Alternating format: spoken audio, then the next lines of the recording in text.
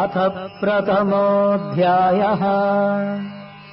धृतराष्ट्र उवाच धर्मक्षेत्रे कुरुक्षेत्रे समवेतायुयुत्सवः मामकाः पाण्डवाश्चैव किमकुर्वत Sanjaya.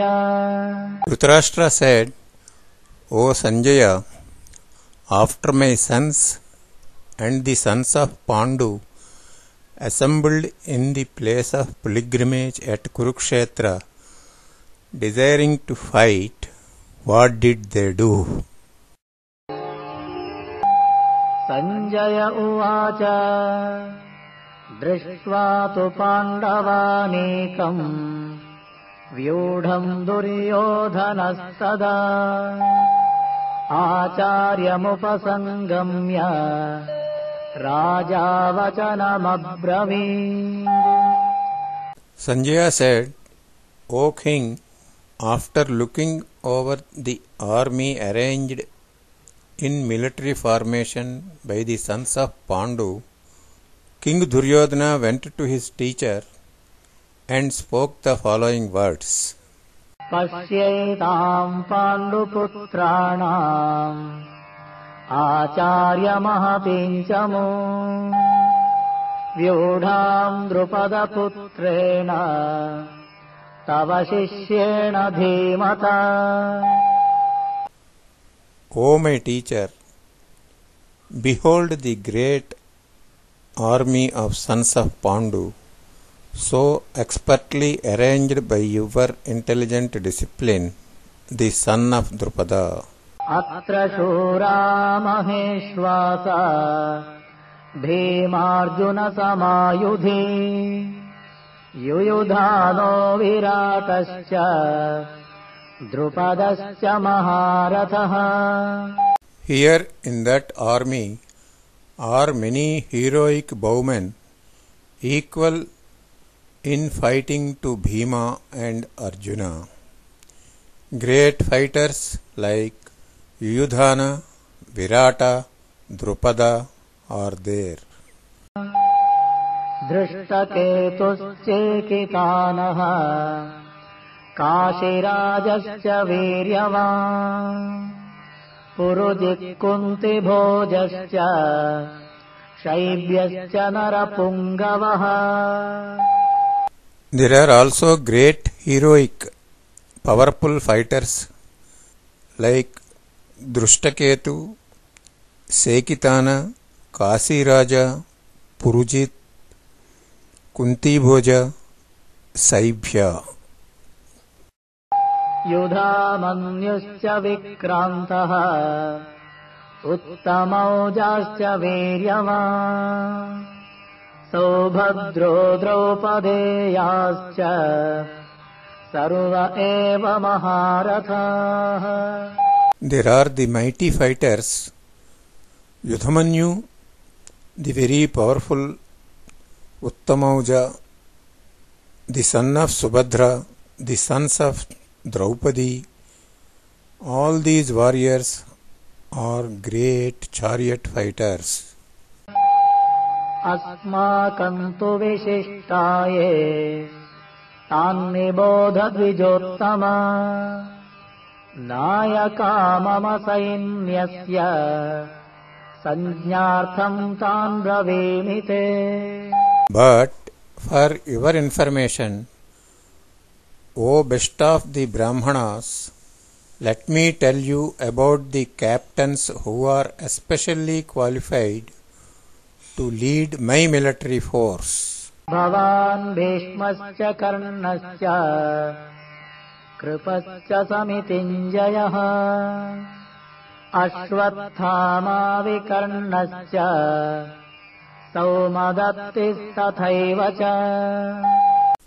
There are personalities like you, Bhishma, Karna, Krupacharya, your son Aswathama, Vikarna, and the son of Somadatta called Bhurisrava, who are always victorious in battle.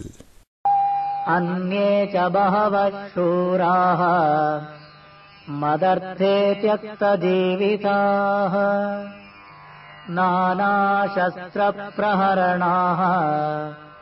सर्वे युद्धविशारदाः. There are many other heroes who are prepared to lay down their lives for my sake. All of them are well equipped with different kinds of weapons, and all are experienced in military science. अपर्याप्तं तदस्माकं बलं भीष्माभिरक्षितम् पर्याप्तं त्विदमेतेषां बलं भीमाभिरक्षितम्.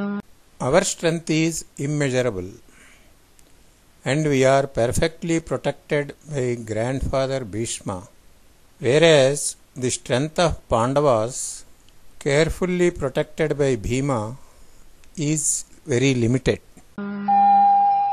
अयनेषु च सर्वेषु यथा भागमवस्थिताः भीष्ममेवाभिरक्षन्तु भवन्तः सर्व एव हि. All of you must now give full support and protect grandfather Bhishma as you stand at your respective strategic points of entrance of the army.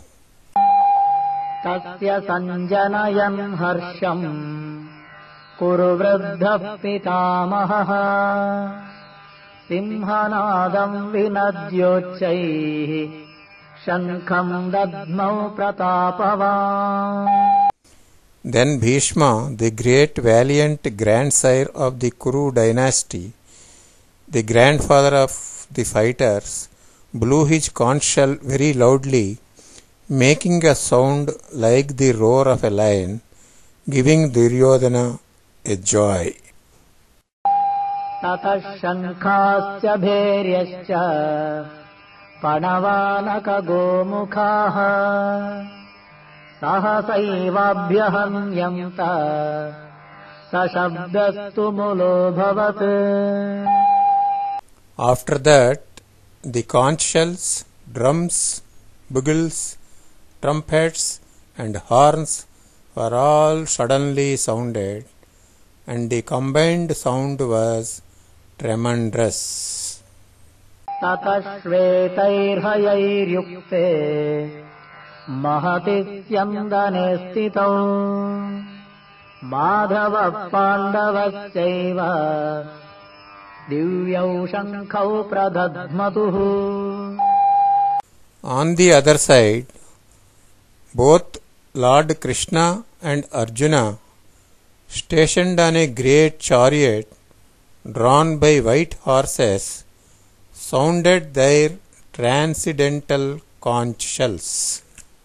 पाञ्चजन्यम् हृषीकेशः देवदत्तम् धनञ्जयः पौण्ड्रम् दद्मौ महाशङ्खम् भीमकर्मावृकोदरः.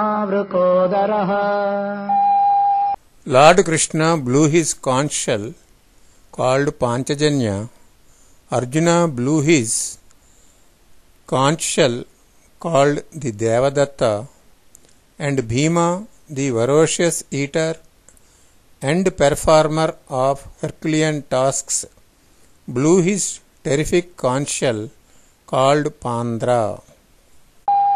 अनन्तविजयम् राजा कुन्ती पुत्रो युधिष्ठिरः नकुलः सह देवश्च सुघोषमणिपुष्पकौ.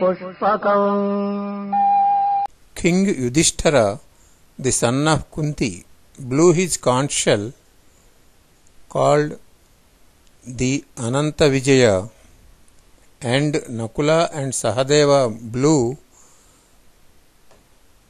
the conch shells called the Sughosha and Manipushpaka. काश्यश्च परमेश्वासः शिखण्डे च महारथः धृष्टद्युम्नो विराटश्च सात्यकिश्चापराजितः. The great archer, the king of Kasi, the great fighter Sikhandi, Drishtadyumna, Virata, and unconquerable Satyaki blew their conch shells.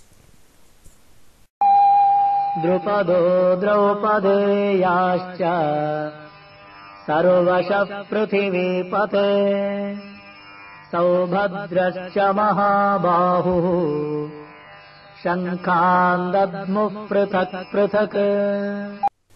Drupada, the sons of Draupadi, and the others, O king, such as the mighty armed son of Subhadra, all blew their respective conch shells.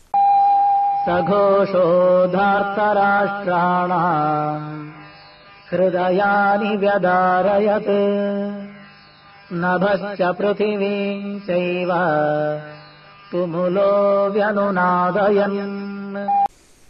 The blowing of these different conch shells became uproarious, vibrating both in the sky and on the earth.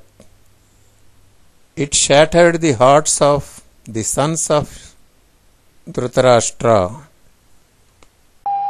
अथ व्यवस्थितान् दृष्ट्वा धार्तराष्ट्रान् कपिध्वजः प्रवृत्ते शस्त्रसम्पाते धनुरुद्यम्य पाण्डवः.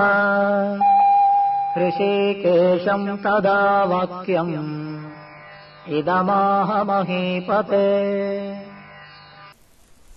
At that time Arjuna, the son of Pandu, seated in the chariot, bearing the flag marked with Hanuman, took up his bow and prepared to shoot his arrows. O king, after looking at the sons of Dhritarashtra drawn in military array, Arjuna then spoke to Lord Krishna these words. Arjuna उवाच सेनयोरुभयोर्मध्ये रथम् स्थापयमेच्युत यावदेतान् निरीक्षेऽहम् योद्धुकामानवस्थितान् कैर्मया सह योद्धव्यम् अस्मिन् रणसमुद्यमे.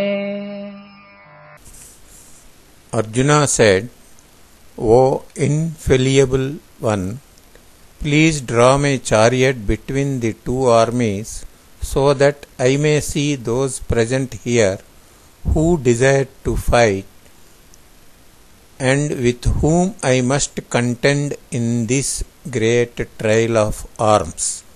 योत्स्यमानानवेक्षेऽहम् य एतेऽत्र समागताः धार्तराष्ट्रस्य दुर्बुद्धेः युद्धे प्रियचिकीर्षवः. Let me see those who have come here to fight, wishing to please the evil-minded son of Dhritarashtra.